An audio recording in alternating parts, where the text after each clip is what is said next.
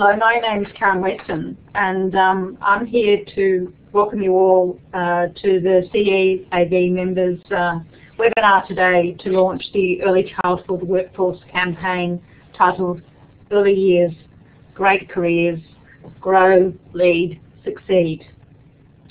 These high-quality publications aim to resource you to support students with information about the diverse, rewarding and in-demand careers available in the early childhood sector.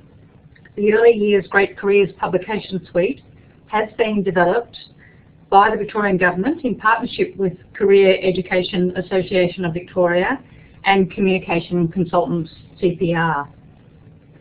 The campaign materials are to be posted out to you next week and include a suite of professionally designed publications, the first of which is called the Essential Guide, and it contains practical information for anyone considering entering the sector, including courses, qualifications and career options.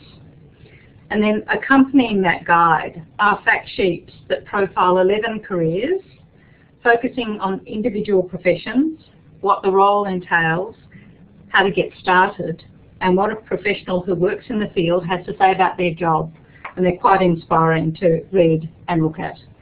And there's a dedicated campaign website, and in the brochure you'll see the web address with the direct link through Early Years Careers. Today's webinar features keynote speaker, Professor Frank Overclade, who's the founding director of the Centre for Community Child Health at the Royal Children's Hospital here in Melbourne, and Professor of Paediatrics at the University of Melbourne. The webinar gives you the opportunity to hear from a world-leading expert who will outline the latest research in the importance of the early years of children's development. Before I introduce Professor Overclade, I'd like to provide you with some background information on careers in the early childhood sector. The early childhood workforce comprises a range of professions. And there are skill shortages in many early childhood careers and great employment prospects in the public and private sector in metropolitan Melbourne and rural and regional Victoria.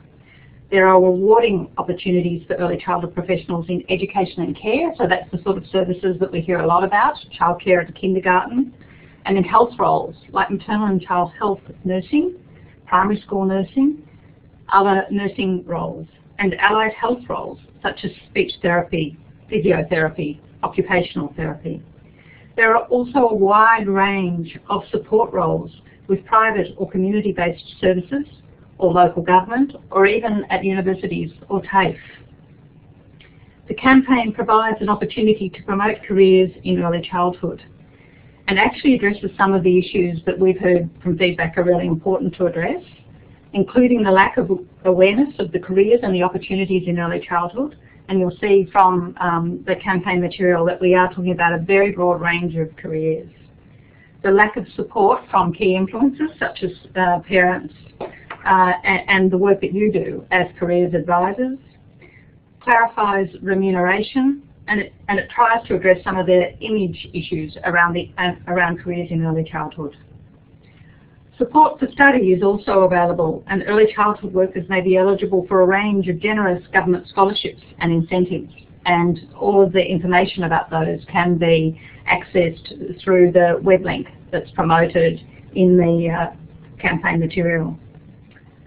And so without further delay, I'd like to introduce Professor Frank Overclade, as I said, an internationally recognised researcher, author, lecturer and consultant in early childhood.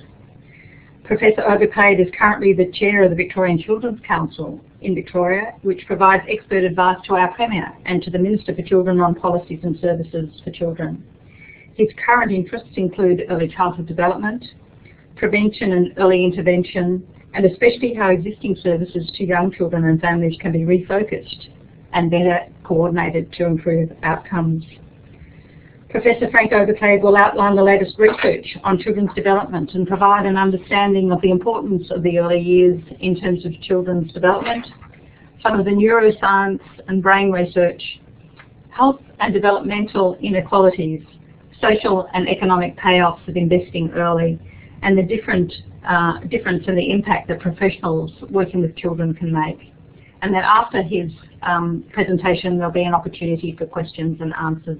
So I'd like now to hand over to Professor Frank Overclay. Thank you, Professor. Thank you very much, Karen, for that generous introduction. And even though I can't see you, I'm really pleased to be speaking to you. And I'm especially pleased, my focus is going to be obviously on early childhood, but I think the idea of having expertise in schools to encourage, go back to the original one, please, Karen.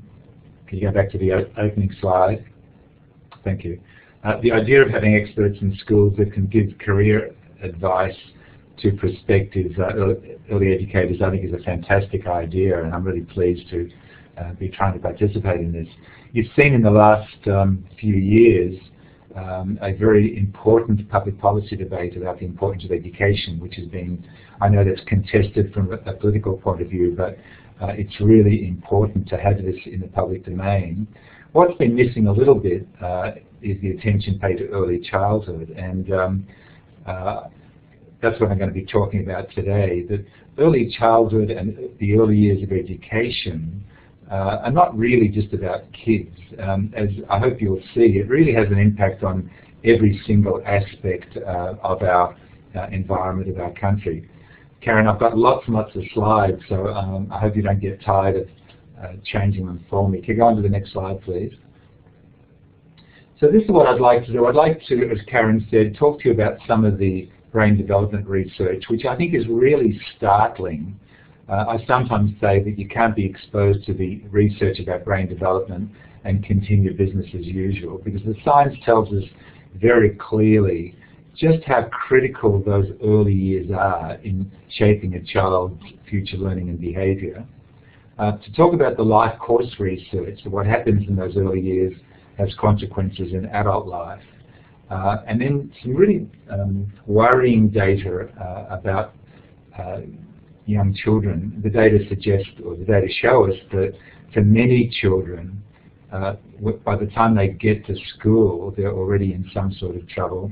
And then discuss, as I mentioned, some of the implications for professionals and for society. And then argue that we really do need to close the gap between what we know and what we do. So if I was talking to an audience of early childhood professionals, I would say to them, and please feel free to quote me for those people interested in a career in early childhood, that the work they do with young children is the most important work that I know of any of the professions, because they're really shaping not just the future learning of these young children, but really their life chances and how they're going to turn out in adult life. Next slide, please, Karen. So this is what the brain research tells us. As I mentioned, that the early years of a child's life are critical in impacting on a range of outcomes right through the life course. That the environment experienced by a young child before he or she goes to school literally sculpts the brain in the same way that a sculptor takes some clay and molds it into all those wonderful shapes that we see. So does young parents' carers and parents and those that they come into contact with literally sculpt their future lives. But if we want to improve outcomes in adult life, we've got to focus on those early years, and I'll show you some data about that.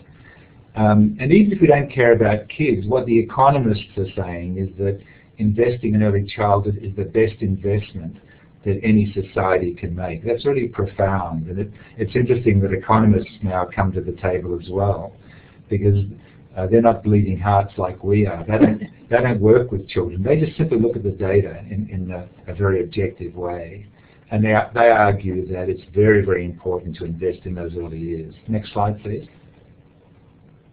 So we know that child development, the way children turn out, is the end result of this complex series of transactions between genes and the environment.